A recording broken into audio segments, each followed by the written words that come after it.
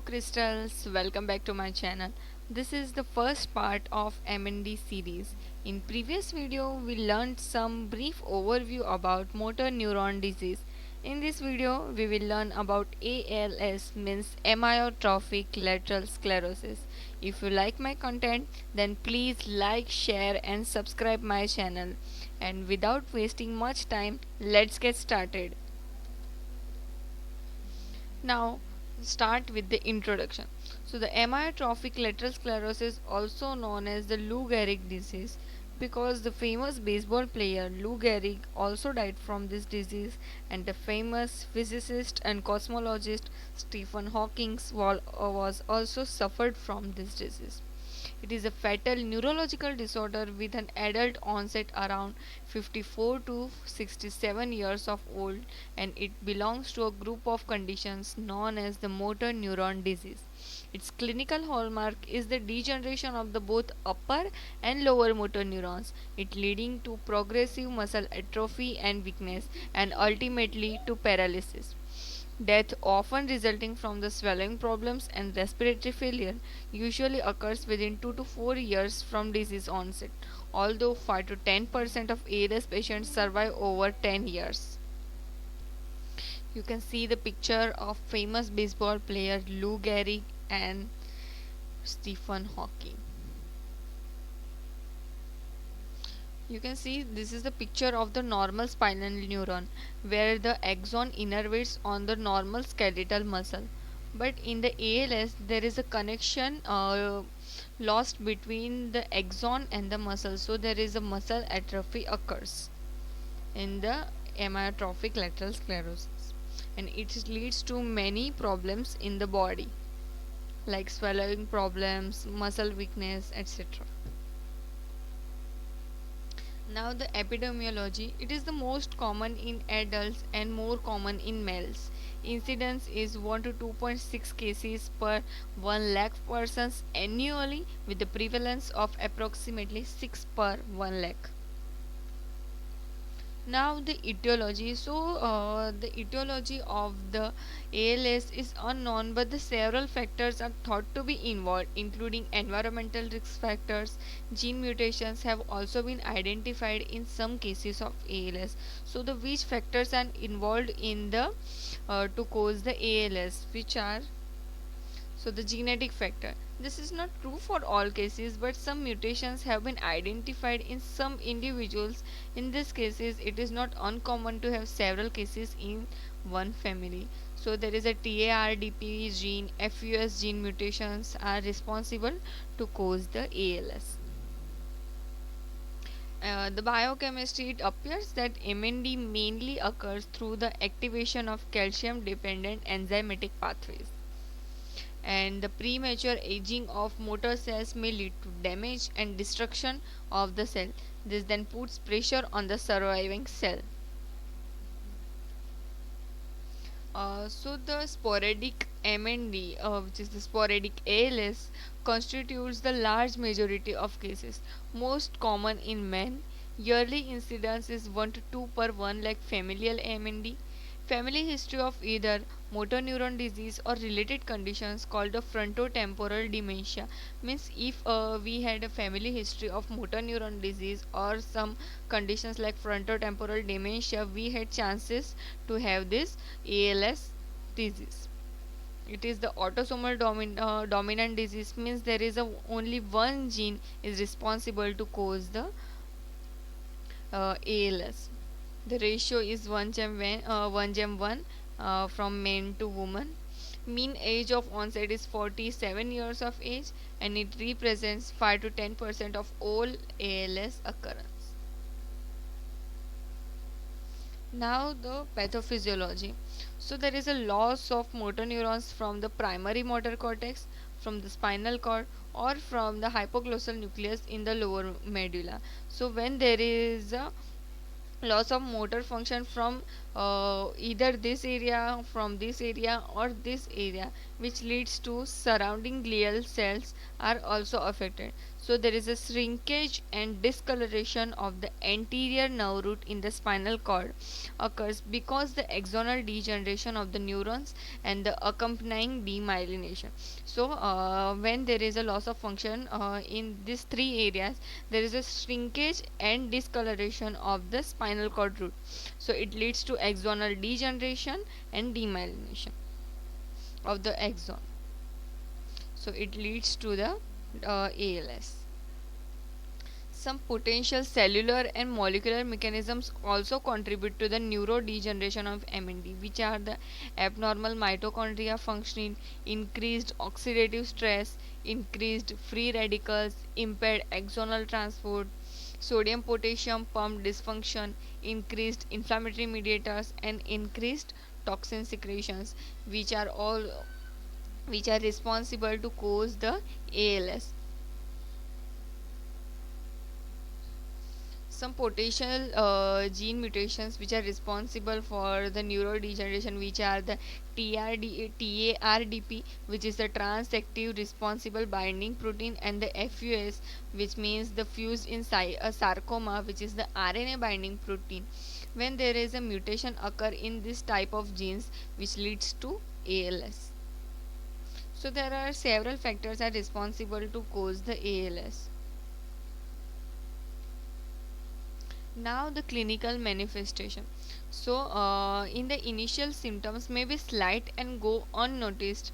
ALS may start with the intermittent muscle twitching, weakness, in some cases slurred speech. So it is depending on where it begins. So this is the picture of the overall of dysfunction. You can see there is a dysfunction in the upper motor neuron and lower motor neuron, which leads to dysfunction in the muscles of the tongue, arm muscles, chest muscles, which leads to pulmonary dysfunction in the leg muscles. So there is a difficulty in walking also. So when the disease is limb onset, so there is a weakened grip, weakness at the shoulder, weakness at the ankle or hip joint, widespread twitching of the muscles, which is also called the fasciculation, muscle cramps, visible wasting of the muscles with the significant weight loss. So when there is a weakened grip or weakness or at the ankle or hip, we cannot properly walk or do main our precise work like gripping or anything. When there is a bulbar onset disease, there is an increasingly slurred speech, which is called a dysarthria, and dysphagia, which is the difficulty in swallowing. It is really very fatal disease. When the respiratory onset disease, there is a breathing difficulties, shortness of breath, waking up frequently during the night because the brain is temporarily starved for oxygen when lying down. So the breathing difficulty leads to many problems.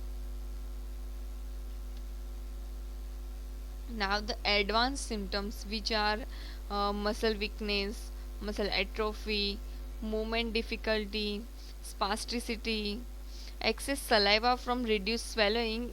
So the thicker saliva may sometimes be difficult to clear from the chest and throat due to the weakening of the chest muscles.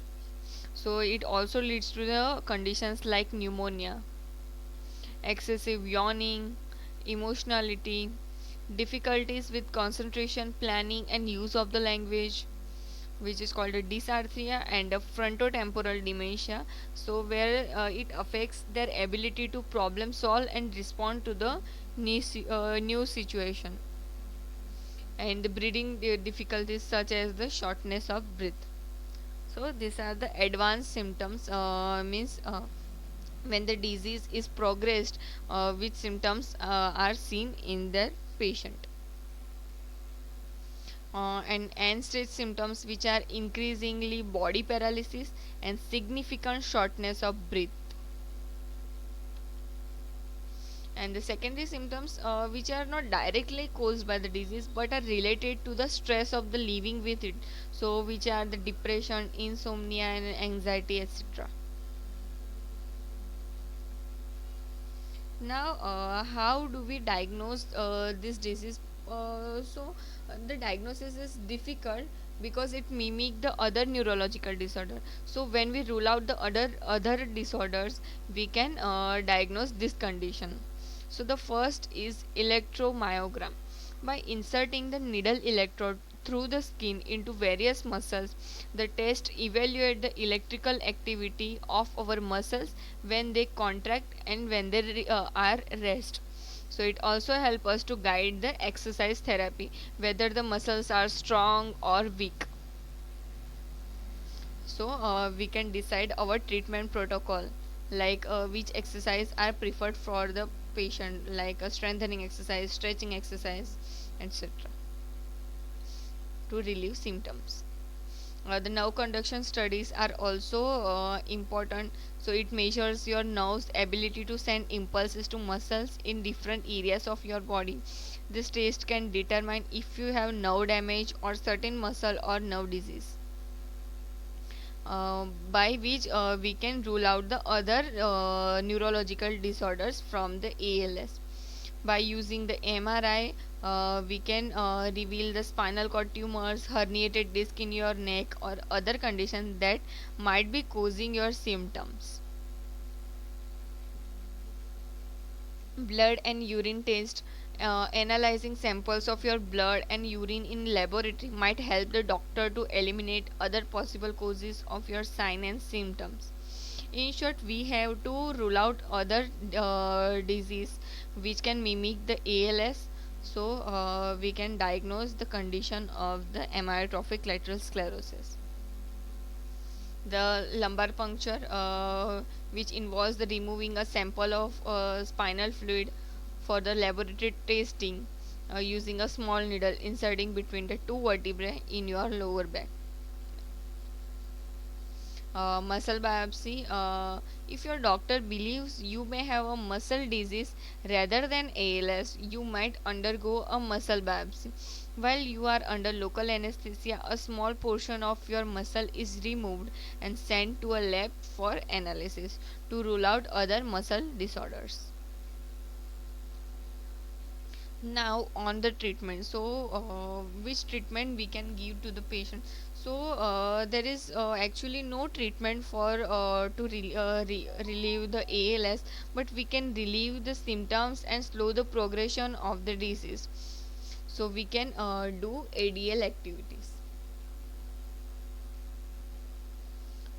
This is the all over treatment for the ALS patients, like medications, non-invasive ventilation when there is extensive difficulty or shortness of the breath, and there is a really very weakness of the muscles of the chest. So we can so there is a difficulty in ventilation, inspiration, expiration, and percutaneous endoscopic gastronomy for the food, because there is a difficulty in swallowing muscles. So we cannot swallow the food from the mouth. So the gastrotomy is important and helpful for the patient. Now the medications. So there is a medication named Riluzole, which is taken orally. This drug has been shown to increase life expectancy by 3 to 6 months. And the second is edaravone, which is the Radicava. This drug given by IV infusion has been shown to reduce the decline in the daily functioning. Your doctor might also prescribe medications to provide relief from other symptoms, including muscle cramps and spasm, constipation, fatigue, excessive saliva and phlegm, pain, depression, sleep problems, uncontrolled outbursts of laughing or crying. uh, Now the therapies, so the different type of therapies are given to the patients to relieve the symptoms, and so the patient can live his ADL properly. So the first is breathing care. You will eventually have more difficulty in breathing as your muscle weakness and the disease progresses. So the doctor might your breathing regularly and provide you breathing device to assist your breathing at night. You can choose a mechanical ventilation to help your breathe. Doctors insert a tube in a surgically created hole at the front of your neck leading to your windpipe, which is called the tracheostomy, that connect to a respirator, which is a mechanical respirator. The physical therapy is also important to gain our muscle functions and gain our strength of muscles, which include the low impact exercise, strengthening exercise, stretching exercise. Regular exercise can also help to improve the sense of well-being. And the physical physiotherapist also suggest devices such as ramps that make it easier for you to get around, like walkers, scans, etc. Occupational therapy is also important because adaptive equipment can help you to perform activities such as dressing, grooming, eating, and bathing. An occupational therapist can also help you to modify your home to allow accessibility if you have trouble walking safely. And the speech therapies, when we had a speech problem, slurred speech, the speech therapist can improve our speech and communication skills. Nutritional support, so your team will work with you and your family members to ensure you are eating foods that are easier to swallow and meet your nutritional needs. You might eventually need a feeding tube, as I said you, the gastrotomy. And the psychological and social support, it is really very important as much as physical therapy, breathing care, and occupational therapy. Your team might include a social worker to help with financial issues, insurance, and getting equipment and paying for devices you need. Psychologists, social workers, and others may provide emotional support for you and your family. Okay, then this topic is now completed, but I have to share with you something really very important and interesting. So the story is, so when the Stephen Hawking was diagnosed with the ALS, his age is around 21 to 22 years of age old. Doctors said that he will live only 2 to 4 years maximum, but he had some goals in his life to achieve something and support from his loved ones, and he had reason to live, and he lived for 74 years. I mean, we cannot blame doctors because this is really fatal disease. But when we decide to live and have goals in our life, we can do anything. So this is the story is really inspiring, and I hope you like the story and my video too. Then please like, share, and subscribe my channel if you like this type of contents. Thank you.